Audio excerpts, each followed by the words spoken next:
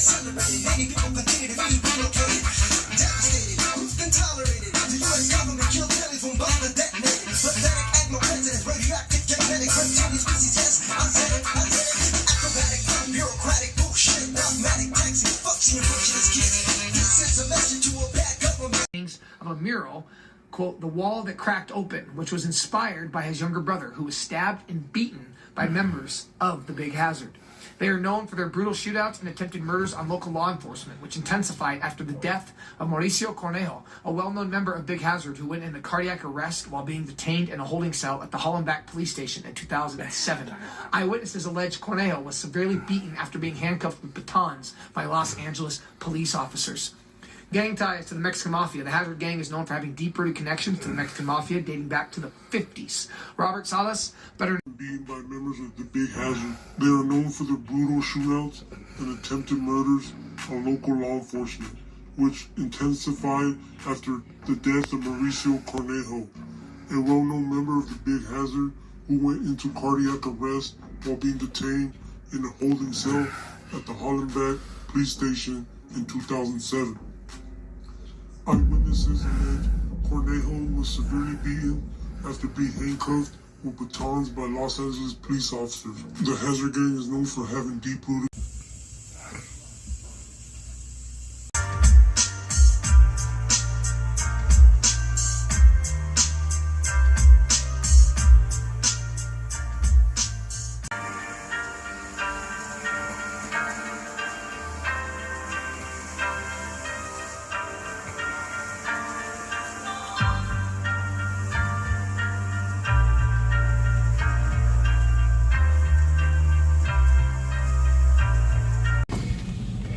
Today I'm gonna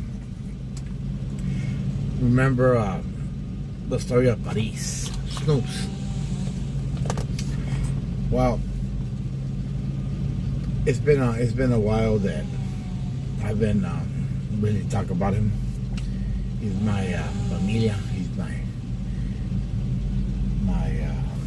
friend, my homeboy, and I remember him.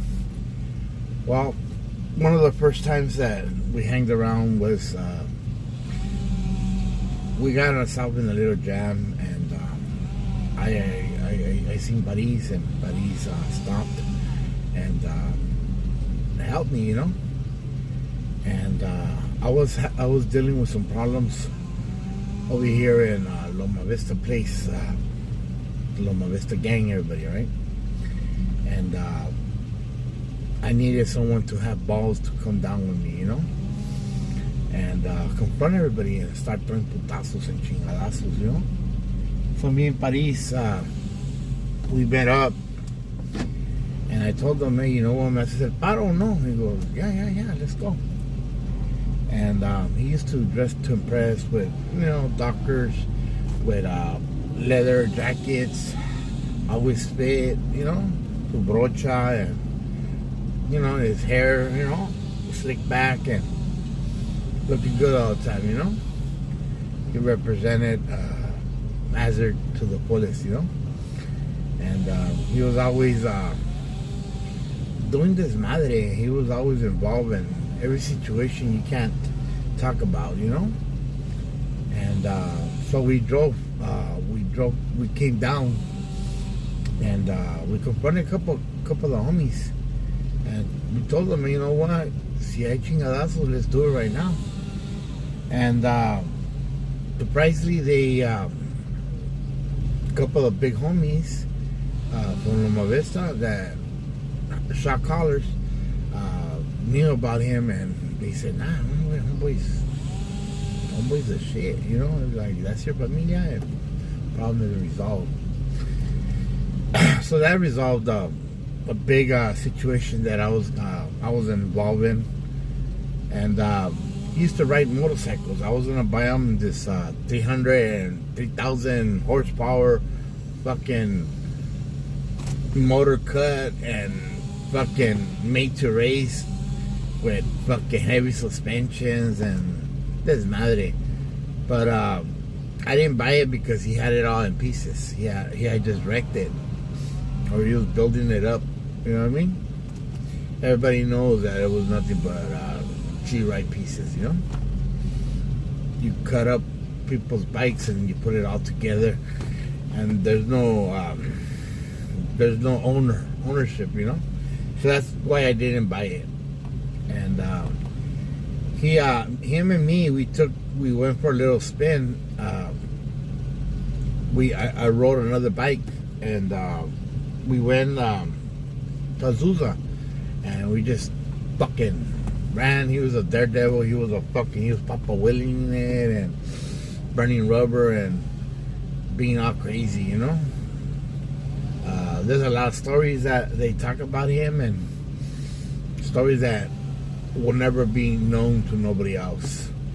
Well, it was one day that me and Bird and Maura, Angie, everybody, we were right there in the projects in Santa Teresita, burying Rafa. Rafa Sarabia, everybody known as Travieso, of the Dukes. Well, all the homeboys were there, all the people paying our respect and everything. And from the shadows, he appears. He's in back of me, and he's like, "Hey, tucho for me. I want to go give my respects to Rafa." But he was on the run. He was getting chased by the Juras, and he was all in black and through the shadows. But he had to show his respetos, and there was no way in how he wasn't going to be there to show him his respect to Rafa. And after that, he went to the shadow and faded away, you know. The next time that I seen him was over there in Hacienda Heights. Him and my primo, they were conducting some business, and we met at the stripper bar, at the Hawaiian stripper bar right there on Gale and 7th Street. And he was working up there, trying to get his life in order, you know. And his hyena and everything was up there. And we partied at the strip bar, and we went back to the crib, and we had a good time. And then the last time that I heard about him was when he got pulled over in the 64 Impala, the red 64 Impala, and he got fucking beat up by all these cops. And they beat him up like almost in concussions and everything, you know. And then the next thing you know, they threw him right there to the glass house. And in the glass house, he was talking shit. He wasn't gonna stay quiet. And he's like, "Well, you guys gonna fuck me up now?" Like, he's like, "Fuck it, you know, I don't give a fuck no more." People could say he was all juiced up, and on some good shit. So they kept telling him to, you know, shut the fuck up and put his head down. And everybody knows about the glass house, and we all that's our pit stop before you make it to state or federal or whatever, you know. And they beat him up, and there's video of it. And he had a cardiac arrest, and he ended up dying, you know. They choked him and they killed him, you know. Well, next thing you know, in the projects, we started a petition and riots and arguments and protests and throwing shit to the cops and being that's when a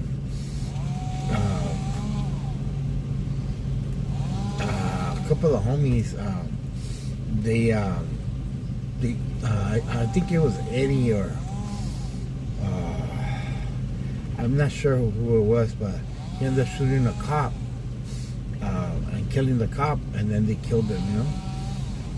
And next thing you know, we're still fucking doing a desmadre, and cops couldn't come into the projects unless they were like 100 deep. And finally the governor, the mayor, and everybody came down to put a stop to all of this desmadre for like 10 days, you know. We had trash burning, and everybody's just shooting out the cops and fighting and going through a lot of shit, you know. It's like riot stuff and protest, and all the mothers and all the everybody's out there. And finally they allowed him so we could have his funeral and burial. And I remember rest in peace también Villain. The night that we buried Paris, it was an awesome night. And all the homies and all the people, all the newscasters, all the paparazzis and everybody was there. And it was awesome to say bye to him. And like I said, the cops allowed us just to do anything we wanted.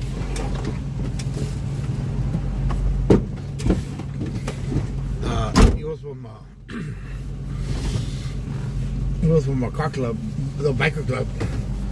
So about like 20 bikes came and roared their last rum, rum, rum. Like in the movies, everybody. They did donuts, burnouts, and they did his last ride. They were all ninjas. Okay, all ninjas, Yamahas, Kawasaki motorcycles. It was like a biker race car, you know, race bikers, you know. So a lot of people say they used to do hits on the bikes, you know. And there's a lot of stories that they talk about Paris. Paris was one of the shot callers, you know. He was a very important person to the projects, especially to us as a familia, you know. Everybody had a problem with him because when he was on the shit, he was uncontrollable. And he was a psycho. He was crazy. And when he was fucked up, he didn't respect nobody. He just started clocking everybody, you know. So everybody was always scared and intimidated by him. And like I say, he had a good structure and a good punch. And he didn't give a fuck. He was just crazy. Well, the night of the funeral, we said goodbye to him. And outside there was like 2-3 LAPD just there to protect us. We had the mayor and we had everybody. And my homeboy Villain, he was snapping. He was drunk. He was like, fuck the cops, and just being aggressive and being disrespectful, and didn't give a fuck about life. He's throwing bottles to the cops. He's acting up like a crazy motherfucker. Well, that night, about 1 o'clock in the morning, he was over there kicking him by the gym. Someone came from the bridge and ended up assassinating him, you know? So not only did we bury Paris, but now we have to wait about for Villain. And Villain, everybody knows that he was one of the persons that was there when I got stabbed. You could say he saved my life, you know? And I'm grateful and thankful to everybody. And Paris, the song that has a gang is in honor to him. And then we had the Indios doing the Masonico dances and everything for him. And Father John, and everywhere we go, there's a couple songs that they talk about him, and a couple documentaries that I've seen that they talk about him as a person of importance to the Mexicans, okay? And it's crazy how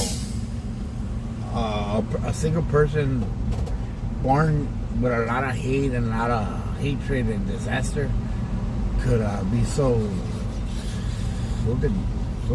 like cabrón, you know. And I've only met two persons like him, and I always talk about my primo Pancho, and I talk about him. Pancho got his life in order, and he moved to Texas, and he's doing his oil and everything, but he's still cabron, right? And